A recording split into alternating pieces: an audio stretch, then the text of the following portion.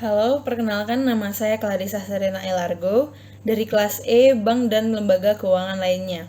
Untuk memenuhi tugas akhir saya, pada kesempatan kali ini saya akan mempresentasikan mengenai BPJS Kesehatan atau yang disebut juga Badan Penyelenggaraan Jaminan Sosial Kesehatan.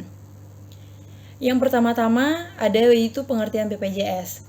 BPJS sendiri merupakan badan hukum publik yang bertanggung jawab langsung kepada Presiden dan memiliki tugas untuk menyelenggarakan jaminan kesehatan nasional bagi seluruh rakyat Indonesia, terutama untuk pegawai negeri sipil, penerima pensiun PNS, dan TNI atau Polri, veteran, perintis kemerdekaan, beserta keluarganya, dan badan usaha lainnya ataupun rakyat biasa.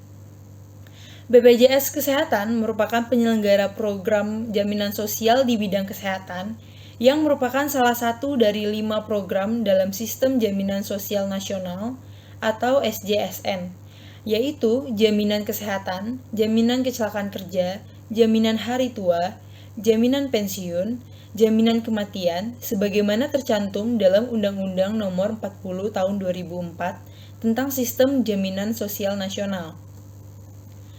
BPJS Kesehatan bersama BPJS Ketenagakerjaan atau dahulunya namanya Jamsostek merupakan program pemerintah dalam Kesatuan Jaminan Kesehatan Nasional atau JKN yang diresmikan pada tanggal 31 Desember 2013. Untuk BPJS Kesehatan mulai beroperasi sejak tanggal 1 Januari 2014, sedangkan BPJS Ketenagakerjaan mulai beroperasi sejak 1 Juli 2015. BPJS Kesehatan juga menjalankan fungsi pemerintahan atau government function di bidang pelayanan umum atau public service yang sebelumnya sebagian dijalankan oleh badan usaha milik negara dan sebagian lainnya oleh lembaga pemerintah. Gabungan antara kedua fungsi badan usaha dan fungsi pemerintah itulah yang sekarang tercermin dalam status BPJS Kesehatan sebagai badan hukum publik yang menjalankan fungsi pelayanan umum di bidang penyelenggaraan jaminan sosial nasional. BPJS Kesehatan juga dibentuk dengan modal awal dibiayai dari APBN dan selanjutnya memiliki kekayaan tersendiri yang meliputi aset BPJS Kesehatan dan aset dana jaminan sosial dari sumber-sumber sebagaimana ditentukan dalam undang-undang. Kewenangan BPJS Kesehatan meliputi seluruh wilayah Republik Indonesia dan dapat mewakili Indonesia atas nama negara dalam hubungan dengan badan-badan internasional. Kewenangan ini merupakan karakteristik tersendiri yang berbeda dengan badan hukum maupun lembaga negara lainnya.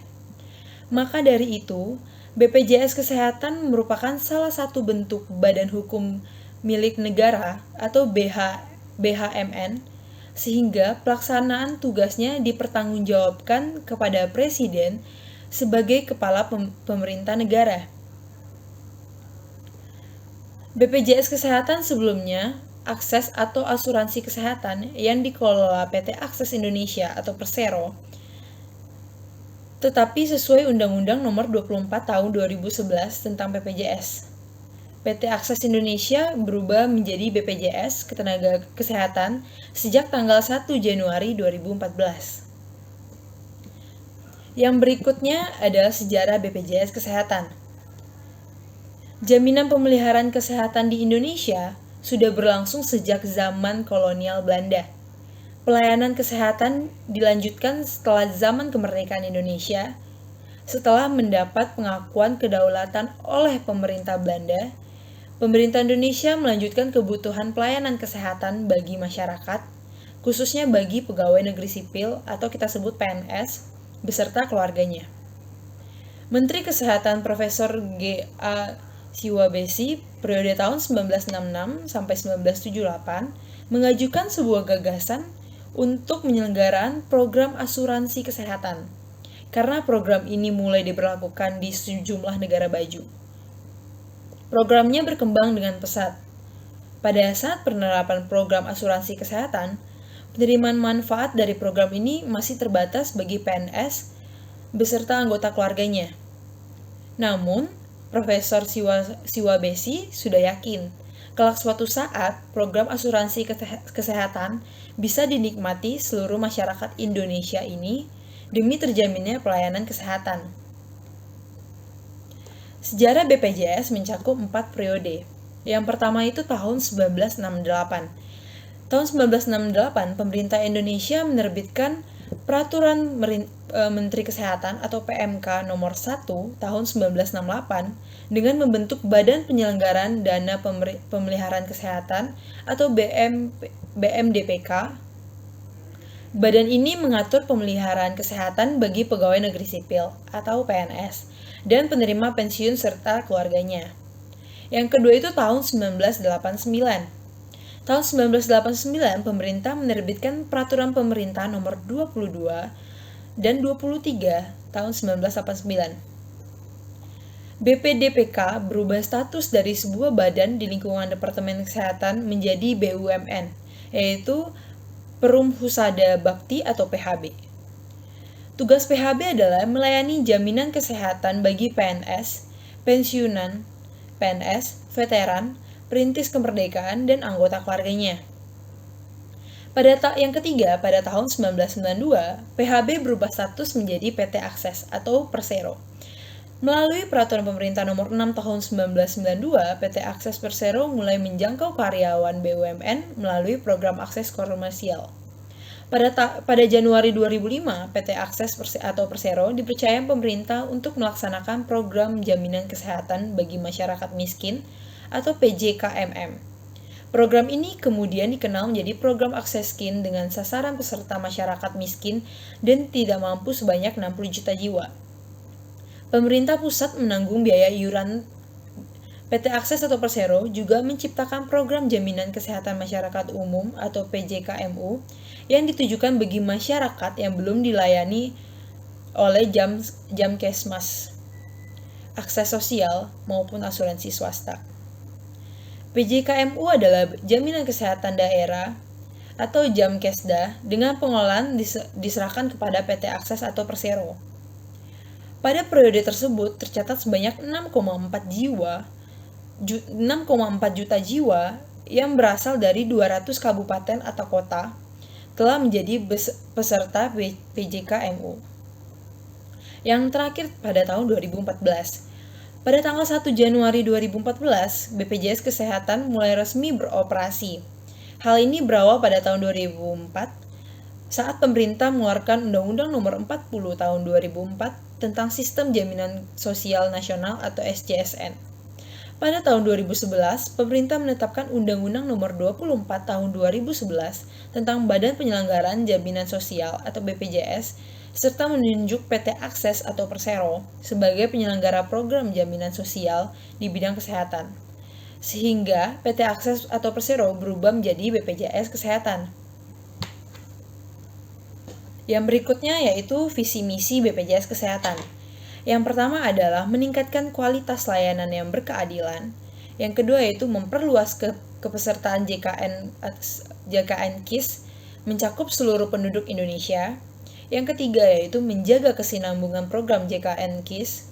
Yang keempat yaitu memperkuat kebijakan dan implementasi program JKN KIS. Serta yang kelima yaitu memperkuat kapasitas dan tata kelola organisasi.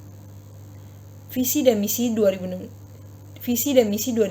ini sampai 2021 ini diharapkan dapat semakin mengoptimalkan penyelenggaraan program JKN KIS melalui suatu kerangka program yang substansi dan berkualitas, guna meningkatkan kesehatan dan kesejahteraan rakyat Indonesia. Yang berikutnya itu asas. BPJS Kesehatan menyelenggarakan jaminan kesehatan berdasarkan asas. Yang pertama, kemanusiaan.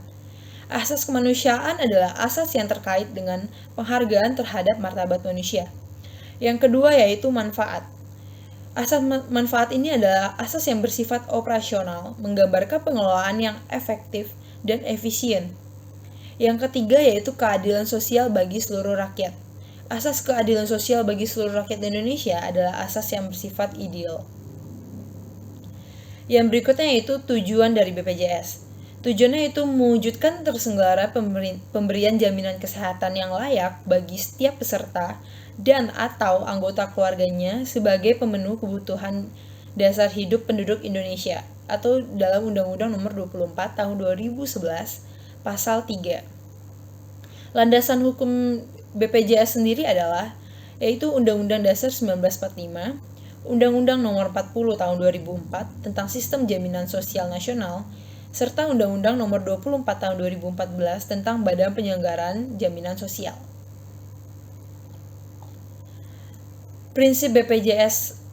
Terdapat 9 prinsip penyelenggara BPJS Kesehatan atau UU Nomor 24 Tahun 2011 Pasal 4, yaitu yang pertama kegotong royong. Prinsip kegotong royongan adalah prinsip kebersamaan antar peserta dalam menanggung beban biaya jaminan sosial yang diwujudkan dengan kewajiban setiap peserta membayar iuran sesuai dengan tingkat gaji, upah, dan penghasilannya. Yang kedua yaitu nirlaba. Prinsip nirlaba adalah prinsip pengelolaan usaha yang mengutamakan penggunaan hasil pengembangan dana untuk memberikan manfaat sebesar-besarnya bagi seluruh peserta. Yang ketiga yaitu keterbukaan. Prinsip keterbukaan adalah prinsip mempermudah akses informasi yang lengkap, benar, dan jelas bagi setiap peserta. Yang keempat yaitu kehati-hatian. Prinsip kehati-hatian adalah prinsip mengelola dana secara cermat, teliti, aman, dan tertib. Yang kelima yaitu akuntabilitas. Prinsip akuntabilitas adalah prinsip pelaksanaan program dan pengelolaan keuangan yang akurat dan dapat dipertanggungjawabkan. Prinsip yang keenam yaitu portabilitas. Prinsip portabilitas adalah prinsip memberikan jaminan yang berkelanjutan meskipun peserta berpindah pekerjaan atau tempat tinggal dalam wilayah Negara Kesatuan Republik Indonesia atau NKRI. Prinsip yang ketujuh yaitu kepesertaan bersifat wajib. Prinsip kepesertaan bersifat wajib adalah prinsip yang mengharuskan seluruh penduduk menjadi peserta jaminan sosial yang dilaksanakan secara bertahap. Prinsip yang ke-8 yaitu dana amanat. Prinsip dana amanat adalah bahwa iuran dan hasil pengembangan merupakan dana titipan dari peserta untuk digunakan sebesar-besarnya bagi kepentingan peserta jaminan sosial. Dan prinsip yang terakhir atau yang ke-9 adalah hasil pengelolaan dana jaminan kesehatan dipergunakan seluruhnya untuk mengembangkan program dan untuk sebesar-besarnya kepentingan peserta. Yang berikutnya adalah kepesertaan. Setiap warga negara Indonesia dan warga asing yang sudah bekerja di Indonesia selama minimal 6 bulan wajib menjadi anggota BPJS. Ini sesuai pada pasal 14 Undang-Undang BPJS. Setiap perusahaan wajib mendaftarkan pekerjanya sebagai anggota BPJS. Sedangkan orang atau keluarga yang tidak bekerja pada perusahaan wajib mendaftarkan diri dan anggota keluarganya pada BPJS. Setiap BPJS akan ditarik iuran yang besarnya ditentukan kemudian. Sedangkan bagi warga miskin, iuran BPJS ditanggung pemerintah melalui program bantuan iuran. Menjadi peserta BPJS tidak hanya wajib bagi pekerja di sektor formal, tetapi juga pekerja informal. Pekerja informal juga wajib menjadi anggota BPJS Kesehatan. Para pekerja wajib mendaftarkan dirinya dan membayar iuran sesuai dengan tingkat manfaat yang diinginkan.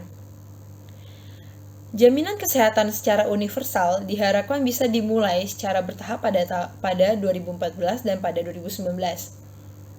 Dan diharapkan seluruh warga Indonesia sudah memiliki jaminan kesehatan tersebut. Yang berikutnya yaitu tarif BPJS. Tarif BPJS berdasarkan pasal 11 Undang-Undang Nomor 24 Tahun 2011, pemerintah menetapkan standar tarif iuran BPJS setelah mendapatkan masukan dari BPJS bersama dengan Asosiasi Fasilitas Kesehatan baik tingkat nasional maupun tingkat daerah. Besarnya tarif di suatu wilayah atau regional tertentu dapat berbeda dengan wilayah lainnya sesuai dengan kemahalan harga setempat, sehingga diperoleh pembayaran fasilitas kesehatan yang efektif dan efisien. Yang berikutnya yaitu hak dan kewajiban peserta. Hak dari peserta yaitu, yang pertama, mendapatkan kartu peserta sebagai identitas peserta untuk memperoleh pelayanan kesehatan.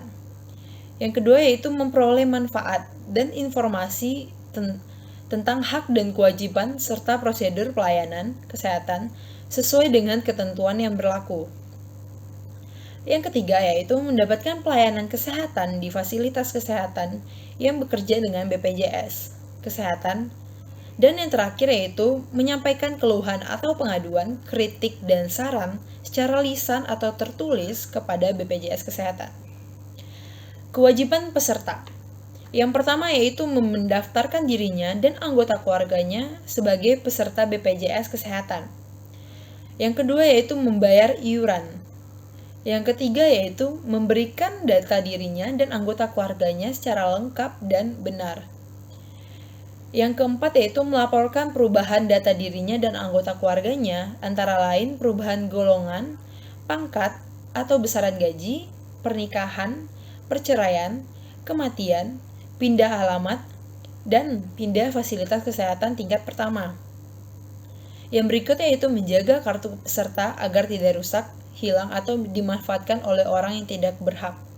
Dan yang terakhir yaitu mentaati semua ketentuan dan tata cara pelayanan kesehatan. Yang berikutnya yaitu tugas dan wewenang BPJS. Tugas dan wewenang BPJS dalam Undang-Undang Nomor 24 Tahun 2014 dijabarkan tugas dan wewenang BPJS sebagai berikut. Yang pertama yaitu melakukan dan atau menerima pendaftaran peserta. Yang kedua yaitu memungut dan mengumpulkan iuran dari peserta dan pemberi kerja. Yang ketiga yaitu menerima bantuan iuran dari pemerintah. Yang keempat yaitu mengelola dana jaminan sosial untuk kepentingan peserta. Yang kelima yaitu mengumpulkan dan mengelola data beserta program jaminan sosial. Yang keenam yaitu membayarkan manfaat dan atau membiayai pelayanan kesehatan sesuai dengan ketentuan program jaminan sosial. Yang ketujuh yaitu memberikan informasi mengenai penyelenggaraan program jaminan sosial kepada peserta dan masyarakat. Wewenang BPJS berdasarkan pasal 11 Undang-Undang Nomor 24 Tahun 2011, dalam melaksanakan tugasnya, BPJS juga berwenang untuk yang pertama, menagih pembayaran iuran. Yang kedua, menempatkan dana jaminan sosial untuk investasi jangka pendek dan jangka panjang dengan mempertimbangkan aspek likuiditas, solvabilitas, kehati-hatian, keamanan, dan hasil yang memadai. Yang ketiga yaitu melakukan pengawasan dan pemeriksaan atas kepatuhan peserta dan pemberi kerja dalam memenuhi kewajiban sesuai ketentuan peraturan perundang-undangan jaminan sosial nasional. Yang keempat yaitu membuat kesepakatan dengan fasilitas kesehatan mengenai besar pembayaran fasilitas kesehatan yang mengacu pada standar tarif yang ditetapkan pemerintah. Yang kelima yaitu membuat atau menghentikan kontrak kerja dengan fasilitas kesehatan. Yang keenam yaitu mengenakan sanksi administratif kepada peserta atau pemberi kerja yang tidak memenuhi kewajiban. Yang ketujuh yaitu melaporkan pemberi kerja kepada instansi yang berwenang mengenai ketidakpatuhannya dalam membayar iuran atau dalam memenuhi kewajiban lain sesuai ketentuan peraturan perundang-undangan. Yang terakhir yaitu melakukan kerja sama dengan pihak lain dalam rangka penyelenggaraan program jaminan sosial. Sekian adalah presentasi dari saya. Jika ada salah atau kekurangan, mohon dimaafkan. Terima kasih.